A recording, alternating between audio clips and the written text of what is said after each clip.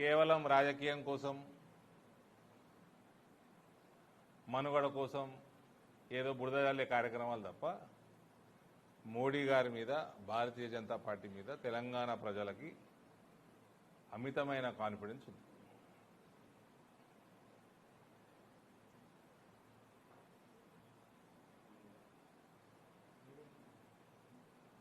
ఈ సభ 2028 ఎన్నికలకి నాంది ఫౌండేషన్ అంటే అట్లనే అనుకోరు, అట్లనే అనుకోండి.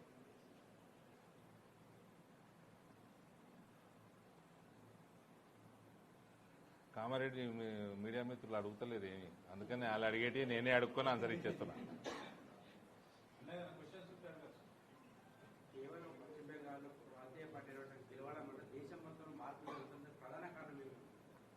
అర్థం కాలేదు ఏందండి?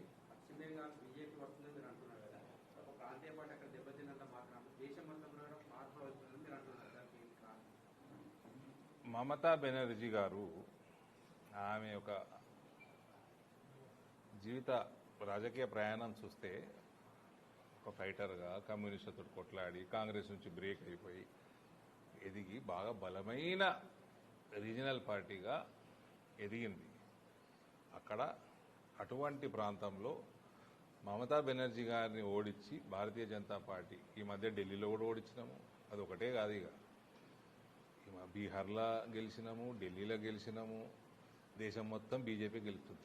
కాబట్టి మీరు ఉట్టి బెంగాల్ అనటం తప్పు. బెంగాల్లో మమతా బెనర్జీ గారిని ఓడించటము ఈ డిఫరెంట్ లెవెల్. అది కూడా మేము కార్లో ఉన్న పేపర్లు ఇవన్నీ అవసరం లేదు, అది కూడా మేము ఫుల్ఫిల్ చేసుకొని అచీవ్ చేసుకొని ఫస్ట్ తెలంగాణకి రావటం అన్నది definitely it is a political statement for 2028 elections.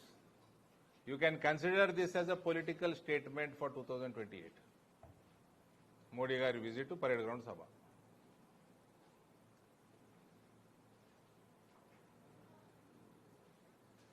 అంటే సార్ ప్రశ్న ఏంటంటే మమతా బెనర్జీని ఓడించినప్పుడు ఈ రేవంత్ ఎంత పీనట్టే కదా అంటుండే ఆయన. అని నాతో అనిపిస్తుంది కానీ అడిగింది అది.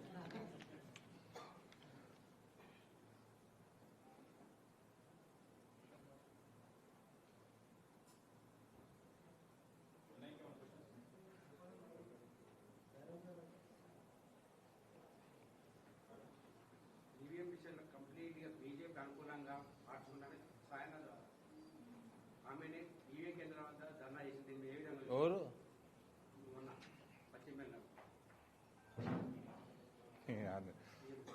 ఆమె అట్లా చేసి గెలిచిందేమో పోయిన 3 ఎలక్షన్లు. పోయినసారి 3 ఎలక్షన్లు ఆమె 3 సార్లు ముఖ్యమంత్రి ఉన్నది, 3 టర్ములు. ఆమె అట్లా చేసి గెలిచిందేమో అంటున్నా.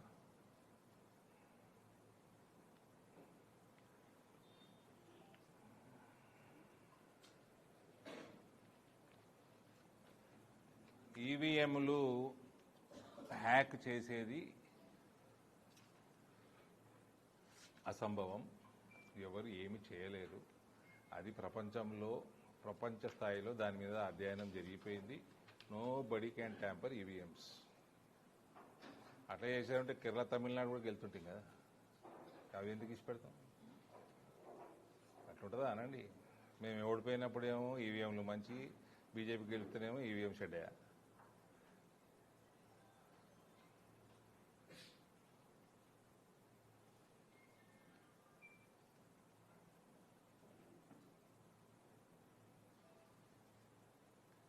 కవిత మీద నిలబడ్డప్పుడు కూడా జర ఈవీఎంల మీద భయం ఉంది. అప్పట్లుండే నాకు అప్పుడే అధ్యయనం బాగా చేసుకున్నా, ఎవరేం చేయలేరని అప్పుడే అర్థమైంది నాకు.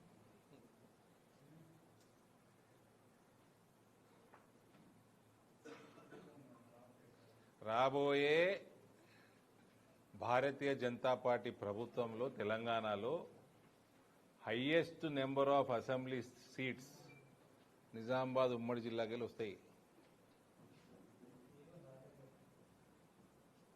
హైయెస్ట్ నెంబర్ ఆఫ్ అసెంబ్లీ ఎమ్మెల్యేలు మన ఉమ్మడి జిల్లాకి ఒకసారి రాసి పెట్టుకోవాలి.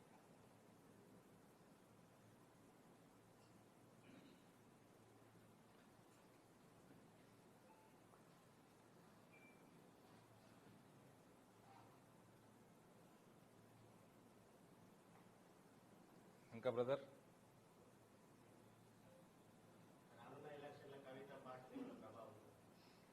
ఏ పార్టీ ఎందుకు నవ్వుతారక్క మీరు ఆ? అవునా ఏమో మరి నేనైతే ఆలోచన చేయలే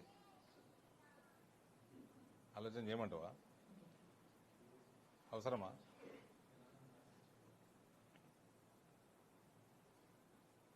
ఆయన నాయన మీద ప్రభావం అయితే ఉంటుంది ప్రజల మీద ఉండకపోవచ్చు కానీ ఆయన నాయన మీద అయితే ఉంటుంది ఆయన నాయన వాళ్ళ అన్న చేసిన లంగ వివరాలన్నీ బయట చెప్తుంది కదా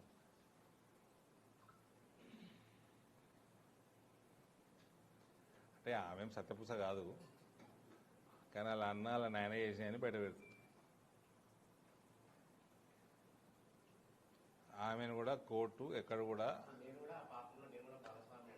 అంటుంది ఈ లిక్కర్ స్కామ్లో కూడా ఎవిడెన్స్ లేదు అని మాత్రమే కోర్టు అన్నది సిబిఐ మళ్ళీ వెళ్ళిపోయింది హయ్యర్ కోర్టుకి ఎవిడెన్స్ లేదన్న మాత్రాన క్రైమ్ కాలేదని కాదు స్కామ్ కాలేదని కాదు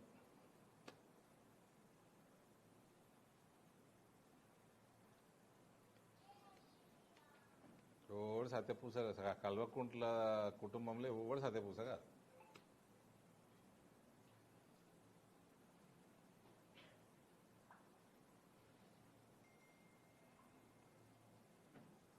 టీఆర్ఎస్ కేసీఆర్ని తిట్టిపీనీకే ముఖ్యమంత్రి గారు సపోర్ట్ చేస్తున్న పార్టీ అది ఇండైరెక్ట్గా బీజేపీకే బెనిఫిట్ అవుతుంది ఫైనల్గా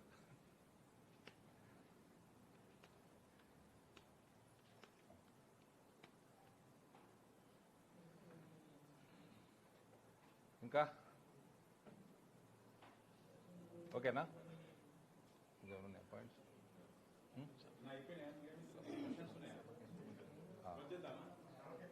సభకి మన జిల్లా నుంచి కామారెడ్డి జిల్లా నుంచి ఉమ్మడి జిల్లా నుంచి ఏ రకంగా తయారీలు వ్యవహారం అన్నది మా పార్టీ మీటింగ్ ఉంది ఇప్పుడు నెక్స్ట్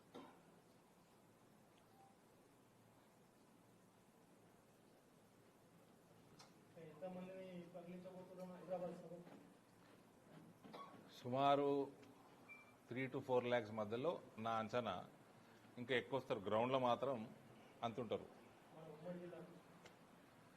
డిస్కషన్ అధ్యక్షుల పైన అదే కూర్చుంటాం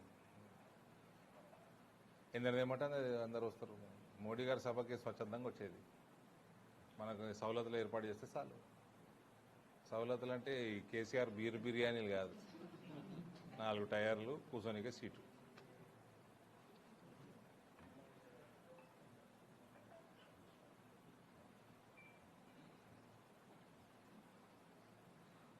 పాపం మా కార్యకర్తలు ఏదైనా ఎండకి ఇంత చల్ల వస్తే చాలు